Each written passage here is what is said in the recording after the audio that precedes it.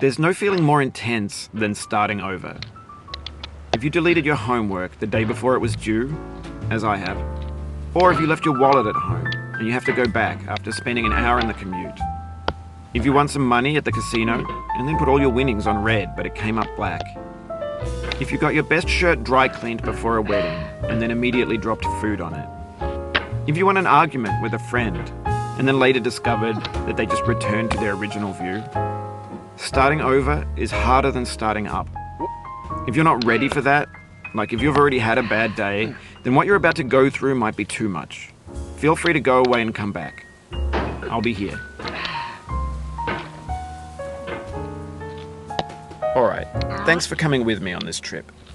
I'll understand if you have to take a break at any point. Just find a safe place to stop and quit the game. Don't worry, I'll save your progress, always, even your mistakes. This game is a homage to a free game that came out in 2002, titled Sexy Hiking. The author of that game was Jazzuo, a mysterious Czech designer who was known at the time as the father of B games. And B games are rough assemblages of found objects. Designers slap them together very quickly and freely, and they're often too rough and unfriendly to gain much of a following. They're built more for the joy of building them than as polished products. In a certain way, Sexy Hiking is the perfect embodiment of a B game.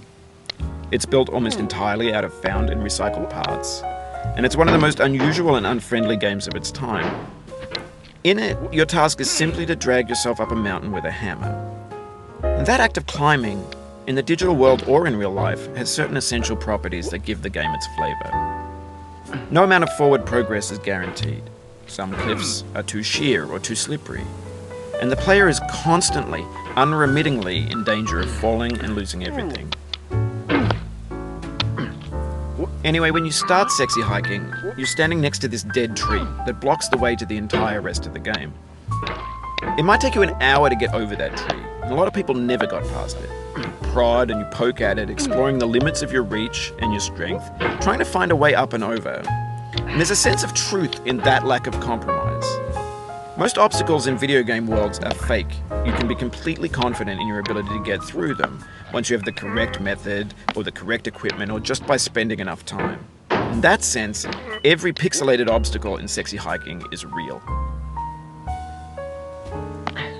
The obstacles in Sexy Hiking are unyielding, and that makes the game uniquely frustrating. But I'm not sure Jazzuo intended to make a frustrating game. The frustration is just essential to the act of climbing, and it's authentic to the process of building a game about climbing. A funny thing happened to me as I was building this mountain. I'd have an idea for a new obstacle, and I'd build it, test it, and it would usually turn out to be unreasonably hard. But I couldn't bring myself to make it easier. It already felt like my inability to get past the new obstacle was my fault as a player rather than as a builder. Imaginary mountains build themselves from our efforts to climb them, and it's our repeated attempts to reach the summit that turns those mountains into something real.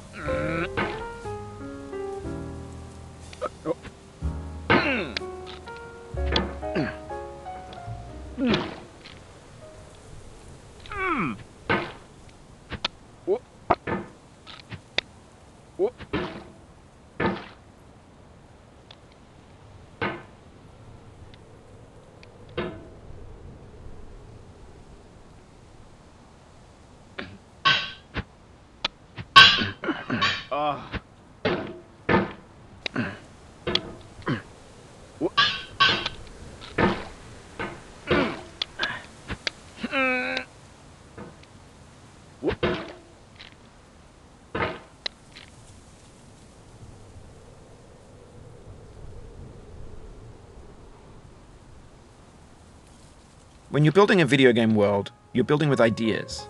And that can be like working with quickset cement. You mold your ideas into a certain shape that can be played with, and in the process of playing with them, they begin to harden and set until they're immutable, like rock.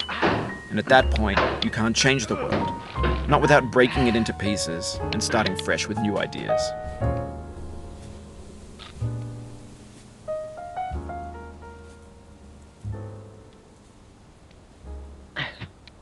For years now, people have been predicting that games would soon be made out of prefabricated objects, bought in a store and assembled into a world. And for the most part, that hasn't happened, because the objects in the stores are trash. I don't mean they look bad or that they're badly made, although a lot of them are. I mean they're trash in the way that food becomes trash as soon as you put it in the sink. Things are made to be consumed and used in a certain context, and once the moment is gone, they transform into garbage. In the context of technology, those moments pass by in seconds.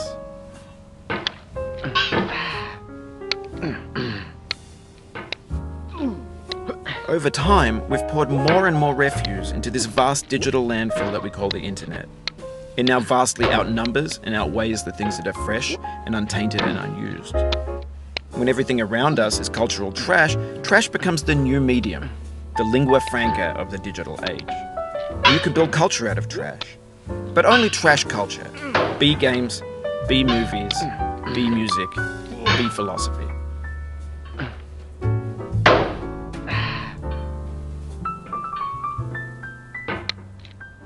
Oh, you just lost a lot of progress.